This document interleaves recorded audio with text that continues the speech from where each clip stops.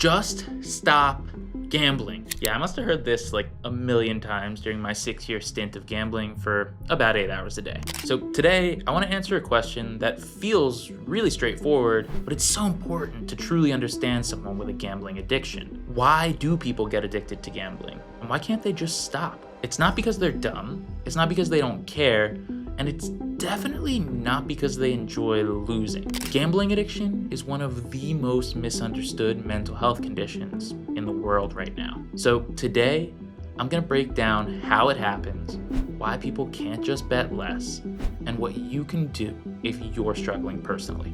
I made my last bet on November the 12th of 2022, and I'm here to help you avoid going down the same path that I did, or help you recover if you already have gone down that path.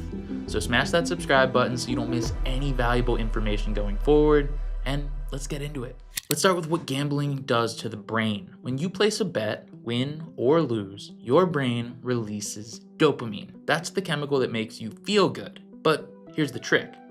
Your brain is reacting to the risk, not just the reward. Someone who's addicted to gambling is getting their adrenaline and their dopamine from the anticipation of finding out if their bet won or lost, not the result. Slot machines, sports bets, scratch-offs, they all tap into the same brain system that reacts to cocaine or alcohol. You start chasing that high, you start craving that rush, and pretty soon, you're not betting to win, you're betting to feel normal, because your brain has been trained to only feel pleasure when you're in that intense moment of stimulation that comes from placing a bet. That's how addiction begins. Now, people always ask, well, why can't they just bet less? Why not just play for fun and stop when they hit a limit?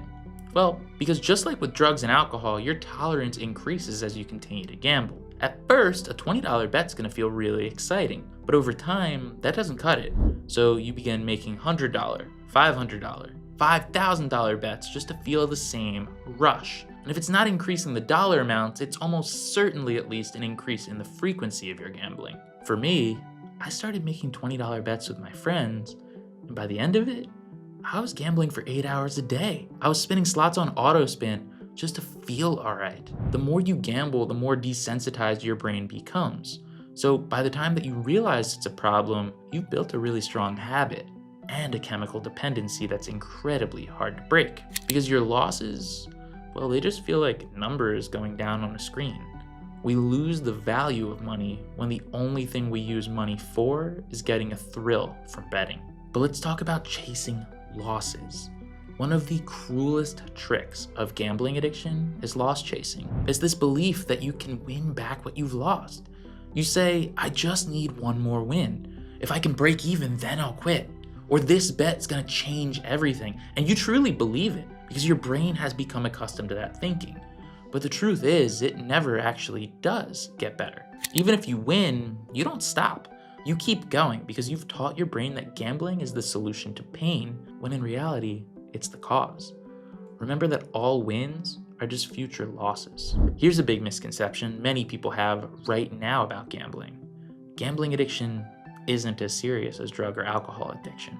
But the truth is that the suicide rate for people with gambling addiction is higher than any other addiction. It's a little known public health emergency, but 1 in 5 gambling addicts will attempt suicide during the course of their addiction because they often suffer in silence. And problems compound with time. There's no smell on your breath, no needle in your arm, no obvious signs.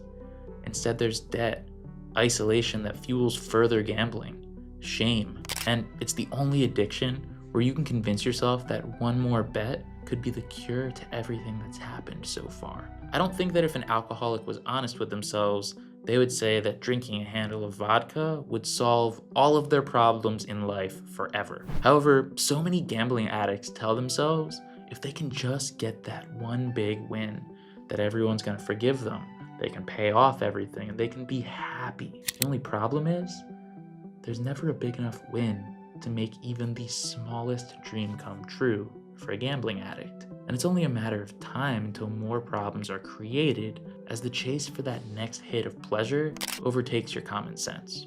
Because again, your brain is wired to only feel pleasure when you're betting. So how does someone get this far gone? Let me walk you through the path that most gamblers follow. Exposure.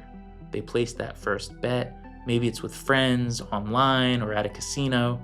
They have what's called a flashbulb moment, which is the hallmark of the winning phase, which is where they win early on. They think that they're good at it, and it creates a positive correlation in gambling in their brain. But next is the losing phase, because as reality starts to hit, they start to lose more money. But they don't stop. They try betting more to recover, which leads to the desperation phase, where the money's gone, relationships suffer, but they keep gambling thinking it's the only way out, which leads to a feeling of hopelessness, the depression and anxiety, and thoughts of ending it all.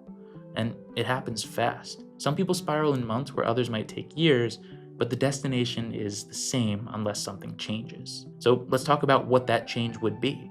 What actually works if you're addicted to gambling to get better? Here's what research and my own lived experience have led me to believe will help you to stop gambling and begin to live a better life. 1, admit the problem, not just to yourself, but to someone else. Say the words out loud, because that's how the healing starts. It starts with honesty. 2, cut off access to money. This is huge. Delete gambling apps, set up self-exclusion tools, and hand over your finances to someone that you trust. 3, find support. Whether it's a Gamblers Anonymous meeting, therapy, or online communities, you need people who get it, who've been where you are, who won't judge you. 4, understand your triggers. Is it boredom, stress, loneliness? Recognize what sets you off so that you can plan ahead. 5, build a new life. You're not just quitting gambling, you're rebuilding your life and rewiring your brain. Find joy in other things and be patient. Fitness, creativity, connection, it will make life better. Let me say this clearly, relapse doesn't mean failure. It means you're human. This addiction completely rewires your brain and changes your life. So if you slip up, don't give up and just go back to gambling forever. Just go back to your tools. Go back to your support system. Start over. Every day you don't gamble is a win, even the ugly ones, and even the hard ones. If you're watching this and wondering if you have a gambling problem, I want to give you a few signs that you might. 1, you've lied about your gambling. 2, you've bet more than you could afford to lose. 3, you feel restless or irritable when you try to stop. 4, you've used gambling to escape problems in your life. And 5, you've tried to stop and couldn't. If any of that sounds like you, this isn't about judgment. This is about getting your life back. And you could be struggling right now. Millions of people out there are battling this addiction, and millions are recovering one day at a time. I know it feels impossible right now, but I promise you, you can stop, you can rebuild, you can live a life where gambling isn't in control anymore. And you don't have to wait until rock bottom. You can choose to get better today. If you want some tangible steps to begin the process of leaving gambling behind, then check out this video next, and let's keep getting better together, one day at a time.